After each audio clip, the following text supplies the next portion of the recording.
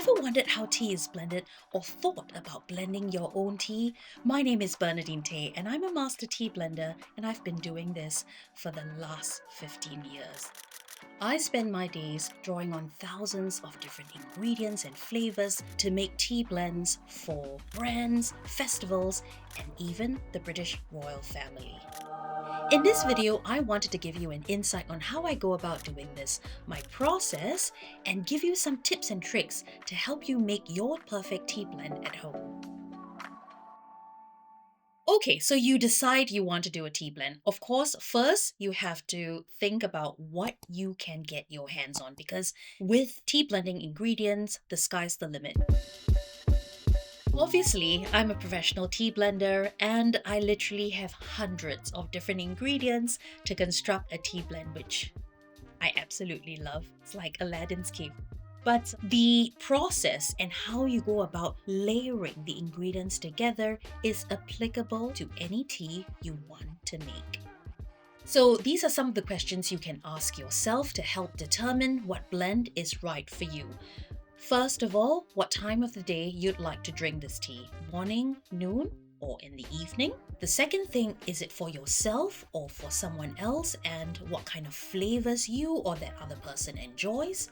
The third, do you want to drink it hot or cold? Because tea can be experienced beautifully cold as well. And there are some teas that present themselves much better in flavor and aroma when they are experienced at lower temperatures. And then, of course, number 4 is, do you want your tea to help you fulfill a wellness mission? Do you want to help with anxiety, stress, to sleep better? Or is it a tea for hydration? And number 5, do you want to have it with milk or be able to sip it with a certain type of food? So there's so many things you can think about when thinking about what ingredients to create that piano for you to make a beautiful blend. So bearing everything we said in mind, the first and probably the most important question is, do you want this tea to be caffeinated or not caffeinated?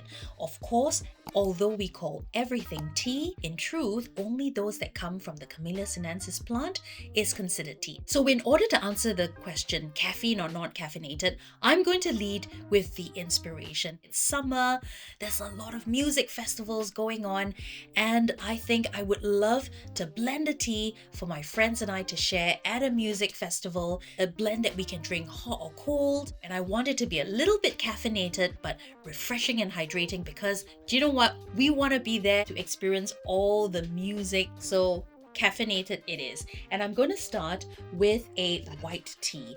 This is Pai Mutan. It is a beautiful white tea from China, and this particular white tea has a really nice light body with notes of peach and a hint of grassy notes as well. So it's going to be perfect to drink throughout the day and drink hot or cold. So I'm going to go ahead and add about 5 scoops of this tea. Now, it's very important when you are constructing a blend that you have good balance of flavor, aroma with the right mouthfeel as well. So everything you add into the blend, you're going to be wanting to question and make sure the proportions are right and whether the flavors all marry well together. Next, we're going to consider the overarching flavor profile that we want to create. And in this case, because it's a music festival, I want it to be a bit fruity, just that little bit sweet. I have decided to add cantaloupe. Dried cantaloupe. So dried fruits are a great addition to making when you're making your own tea blend. You can find it very easily in sort of baking sections in the supermarket or a big store, so that it's very easy to get your hands on. So this cantaloupe pieces, what I'm going to do is add about 2 heaped spoons of this. Okay, and just give it a little blend. And by eye, you want to make sure that each scoop that you sip will have a little bit of all these ingredients, so the flavor is consistent each time. Number 3 is your overarching aroma. For this, I'm going to use a very special ingredient that's very close to my heart, osmanthus blossoms. Now you can get this in Japanese or Chinese supermarkets, but oh, look at this beautiful yellow color here. It just speaks of summer. When you smell it, it is very gentle, almost peachy. Apricots again would complement the rest of the flavors.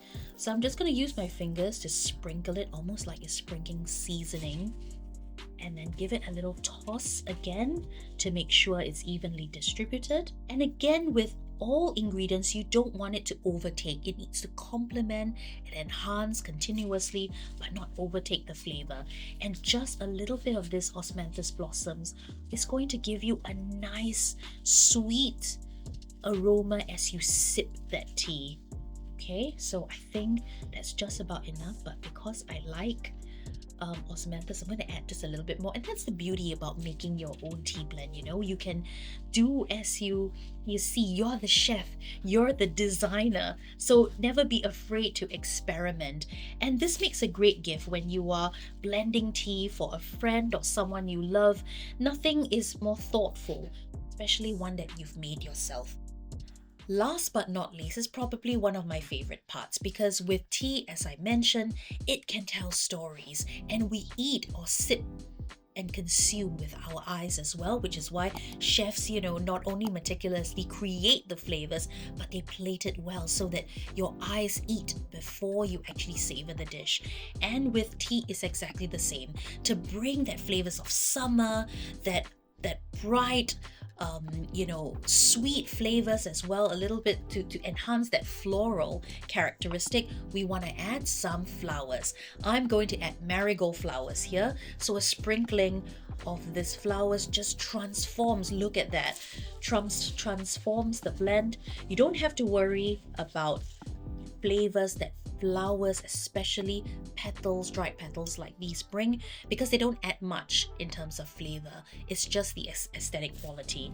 But instantly, it makes you feel like sipping this blend. It makes you feel like it's going to taste like something bright and citrus or floral.